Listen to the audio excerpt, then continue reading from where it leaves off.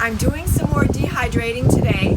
I have all this basil that needs to be done, and the time to dehydrate the basil is actually before it starts to flower, because when it starts to flower and to create seeds, it does get it does change the taste somewhat. So you want to do that before it starts to flower and seed.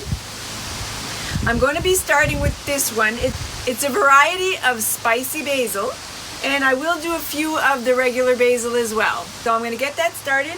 I need to cut the basil, wash it, take it apart, and get it in the dehydrator. So let's do that.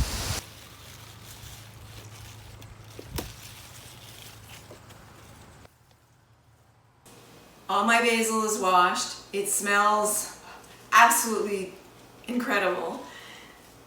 It's such a nice, vibrant green. It's so beautiful. It looks like big bouquets of flowers. Now I'm going to take them all apart and put them in my dehydrator. I obviously have, it's going to be at least 2 or 3 batches in my dehydrator, but that's okay. It's just so simple. You just plug it and you let it go, and even if you can't fit it all at the same time, you can just take apart the rest and set it aside, and as soon as one batch is done, you throw in the other batch and you just keep going until you've got it all done. So it's so worth it in the end, and it's really not much trouble at all. It's the machine doing the most of the work. The biggest part of the work is just coming and checking and seeing how it's doing every once in a while. This basil will take anywhere between 2 to 6 to 8 hours. It's all going to depend on how much you pack on the trays, and you usually set your heat on the dehydrator around 95 degrees, just because herbs are so tender, and you don't want to put the heat on too high and scorch them and burn them. So you just let it take its time, and you go from there. So there's a lot to get through, so let's get this inside the dehydrator so we can get this process going.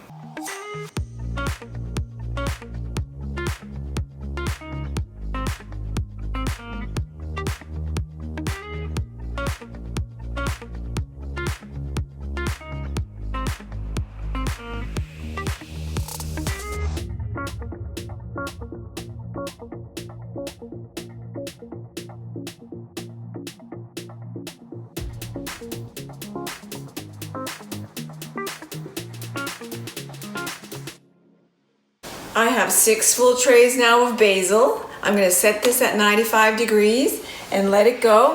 I just need to plug it in and just check it from time to time. So let's get this going. Day 2 of the dehydrator. So these are pretty much dry.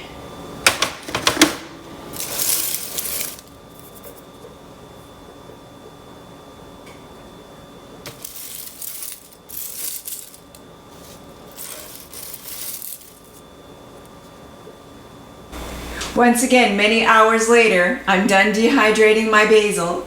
It did once again take many more hours than I was expecting. Probably somewhere along the line of 12 good hours to dehydrate, but that's okay, because I'm going to end up with all this beautiful basil for the long winter ahead. I won't run out of basil. This will be great in my pasta sauces and anything really where you can use basil. What I ended up doing was doing it in kind of batches. So this is the regular basil and this is the spicy basil. And as they were dry, I didn't want to over dry, so I would remove them and put them in a bowl. So as you can see, as you can hear, they really need to be crispy and brittle so that when you want to store them, that they don't develop mold. So all I need to do is just empty out these.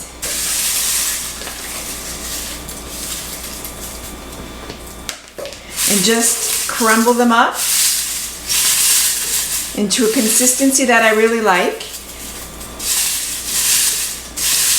There are different ways as well that you can store basil. You don't have to dehydrate it. You can freeze the fresh leaves like in ice cubes with a little bit of water, and then just thaw them. It'll look more like fresh basil when you take them out. So you just work your way through your basil. I'm just breaking it up as you go, and that's about it. So it's no more complicated than that.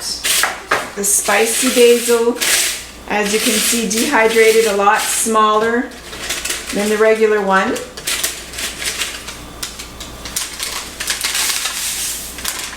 Same thing with the spicy basil. Just make your way, break it up, crumble it up into the smaller pieces that you prefer.